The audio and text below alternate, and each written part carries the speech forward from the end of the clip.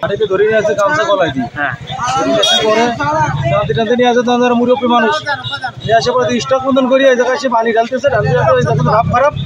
এই সময় কত ডাক্তার নিয়ে আসে, ডাক্তার নিয়ে আসার কথা কয় ওই কলা ছিল বাচ্চা দিচ্ছিল। আমার ধরো মুরব্বী মানুষ সহ্য করতে পারেনি, আসে ফার্স্ট গলি গেছে কি মারা গেছে।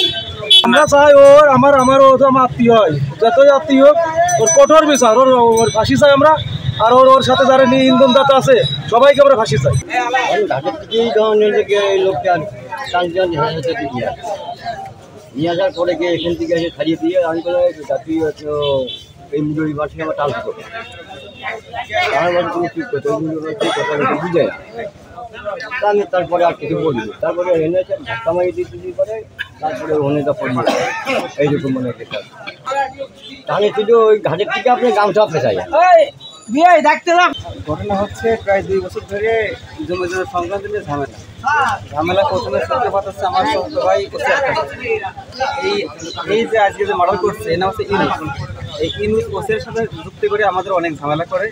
গত মঙ্গলবার তো নিয়ে গেছে আমাদের উপরে যে ব্রিজের পারে আমার আব্বার সাথে কাঁচা মারামারি মারামারি করছে। স্থানীয় লোকের কাছ থেকে ঠেকা দিয়েছে। পরে আমি আবার রাত্রে আসছি সেভেনের কাছে এই ঘটনা ও যা মারামারি করছে কুফা বললো যে ঝামেলা।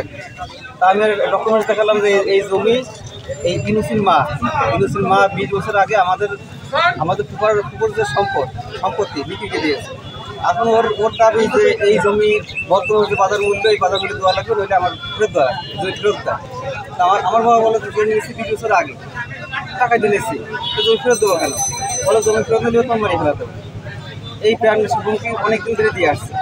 আমরা স্থানীয় যারা কথা বলে সেটা বুঝতে করার চেষ্টা করছি, কিন্তু আজকে হঠাৎ করে আমার আব্বা জুম্মার নামাজ পড়ে বাজারে আসলাম। আমি বাড়িতে ছিলাম, তারপরে বাজারে আসছে।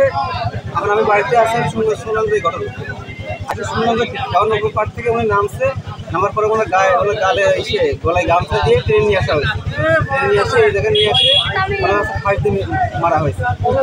এবং কর্তৃপক্ষ অনেকেই ছিল, আমাদের উপরে লোক ছিল, আমাদের নিজস্ব লোকজন ছিল বা বাজারে অনেক লোক ছিল। আজকে শুক্রবার বাজারের দিন হাজার হাজার লোক এখানে উপস্থিত আছে।